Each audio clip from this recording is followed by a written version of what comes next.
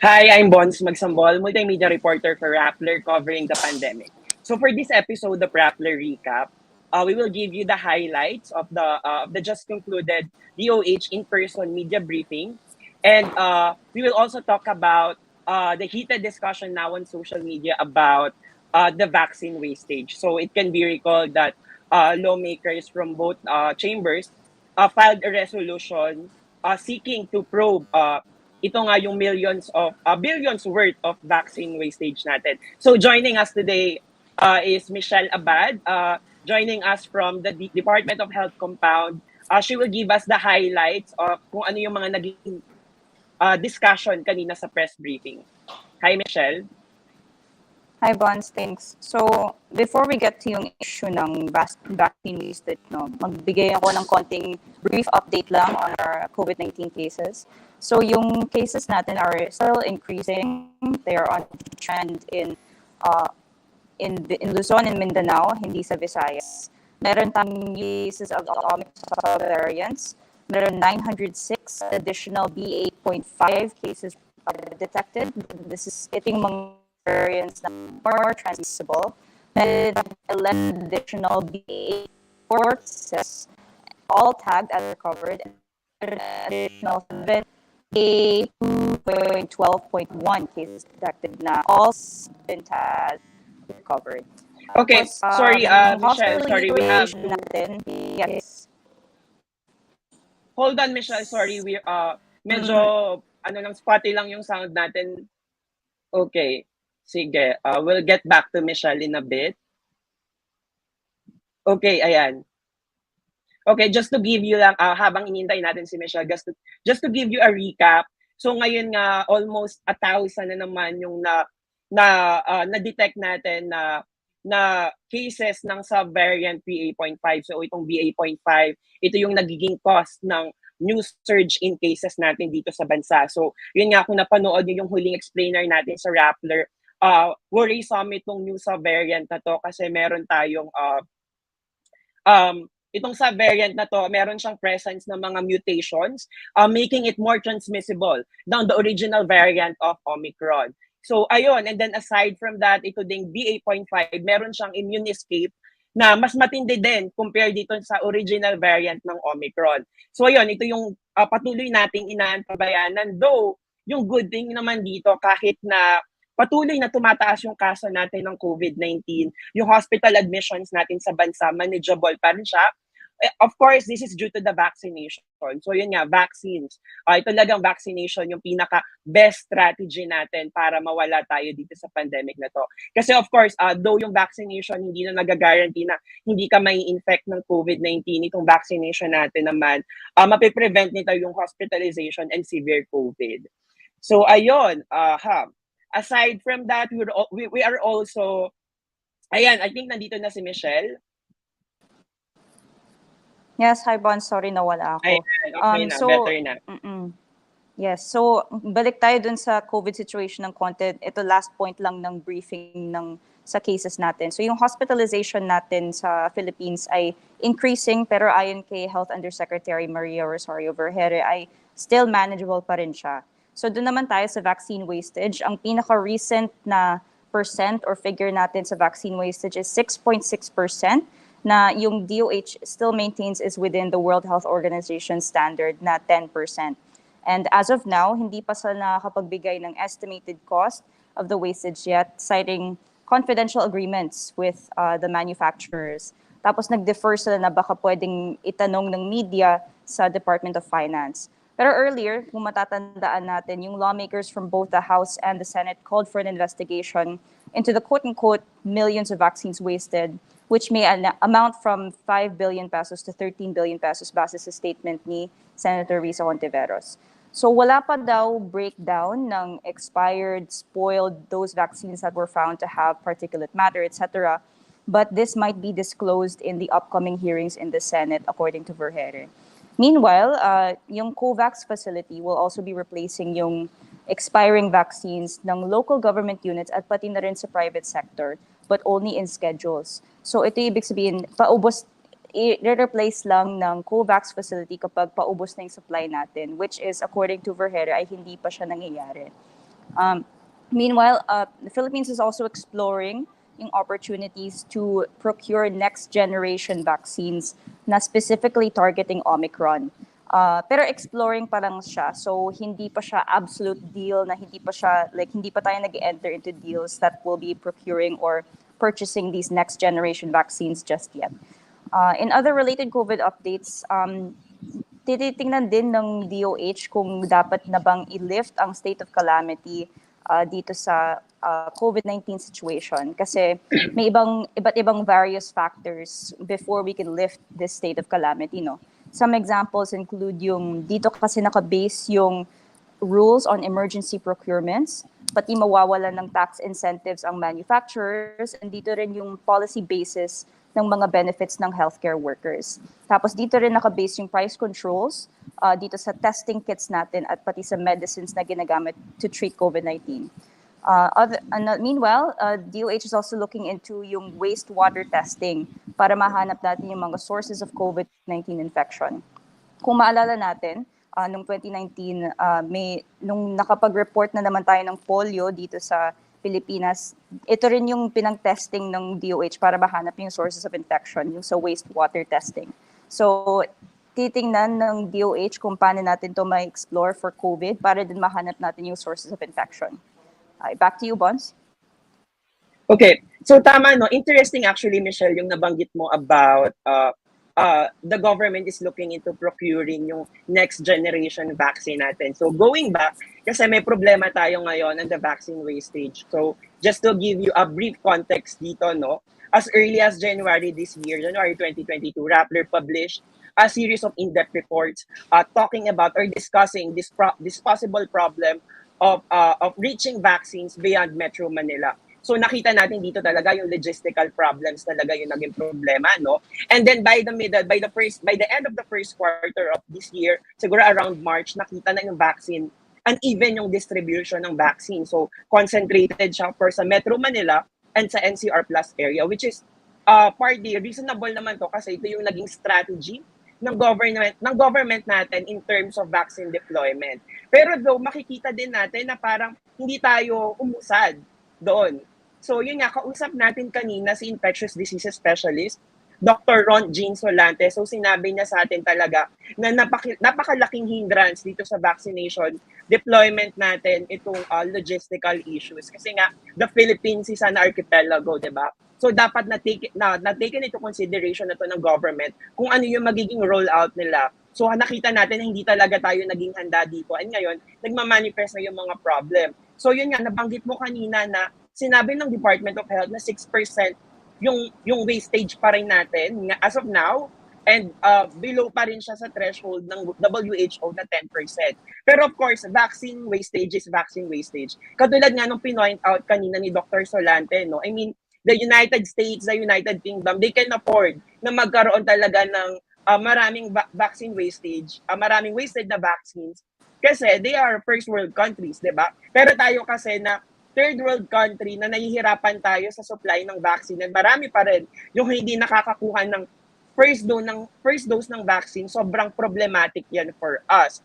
So ayun nga, and then it can be recalled as early as April, di ba? Parang the private sector sounded the alarm na dito sa vaccine wastage na to when presidential advisor for entrepreneurship, Joey Concepcion, said that around 27 million doses of the vaccine will be expired na by July. So anong ginawa dito ng Department of Health? So yung initial plan was to donate, 'di ba? To donate itong mga near expiry vaccines sa other countries, pero hindi nila agad naisip na parang bakit natin siya i-donate? I mean, of course, maganda naman yung intention to donate. Of course, lalo na dun sa mga katulad natin na third world country din. Pero 'di ba, parang despite that, instead of thinking or devising ways kung paano natin mapapaabot sa mga areas na hindi pa nararating itong vaccine natin, nag-result tayo sa ganun na problem. Though ngayon, actually, it wasn't clear kung ano nang nangyari dito sa plano na i-donate natin yung vaccine.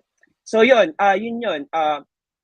Okay. So Michelle, aside from that, ano yung nasabi ng Department of Health kung paano nila i-resolve itong issue na to on vaccine wastage? May nabanggit ba kanina si OIC Berhere?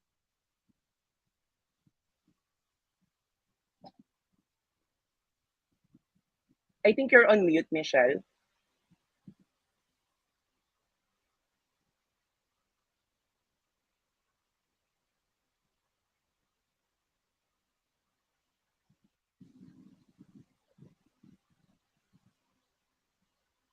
Okay, so meron din tayong technical issue, so inaayos lang ni Michelle yung kanyang internet connection. So going back dito sa issue ng vaccine wastage, no?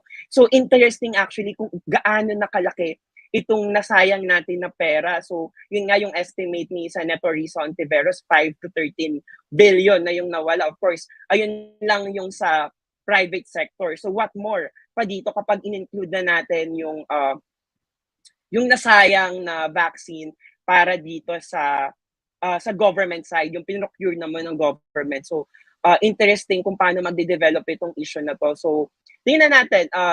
Of course, you have to stick with us on Rappler as we cover also the Senate probe into the billions worth of vaccine wasted para dito sa ating vaccine procurement.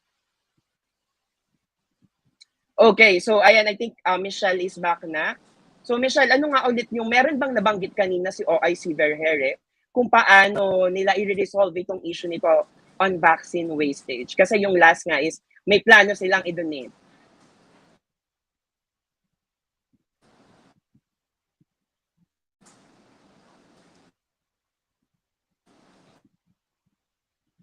Yes, Michelle?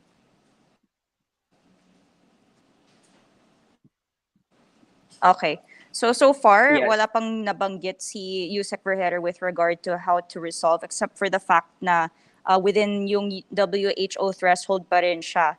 And nag-cite din siya ng research na yung wastage can even go up to 25% for other countries dahil sa extraordinary circumstances nito.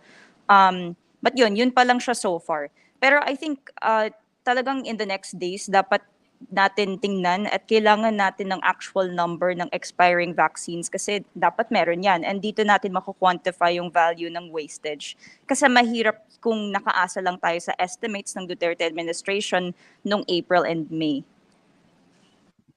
Okay. Yeah, siguro sa side naman of course ng mga experts na nakuusap natin, no.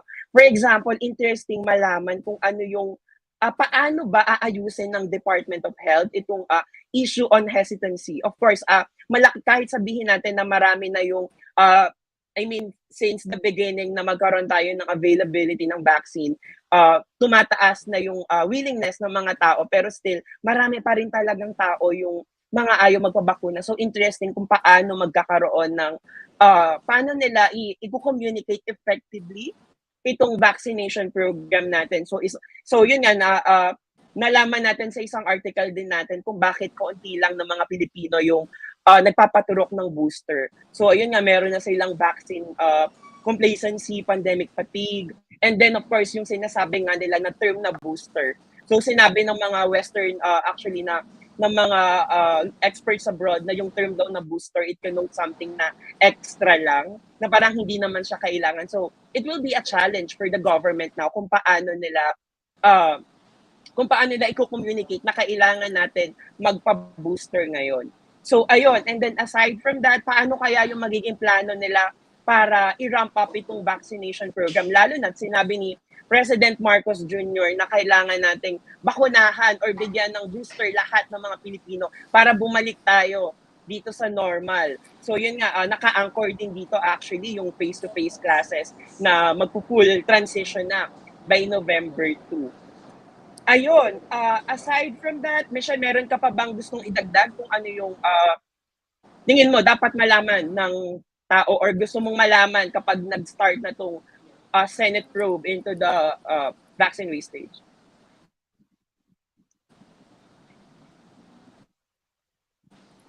I think, we can, beyond the need the pandemic task force yung ay natin or kung ano man yung mag-continuation ng EF na i-acknowledge kung talaga bang concrete missteps kung bakit tayo nagkaroon ng ganitong wastage. Kasi diba sa kanina, wastage kahit 6% man or 25%. Are we, question of, are we downplaying it just because it's within the WHO's threshold And kahit naman within the threshold, hindi ba alarming na billions ang potential din?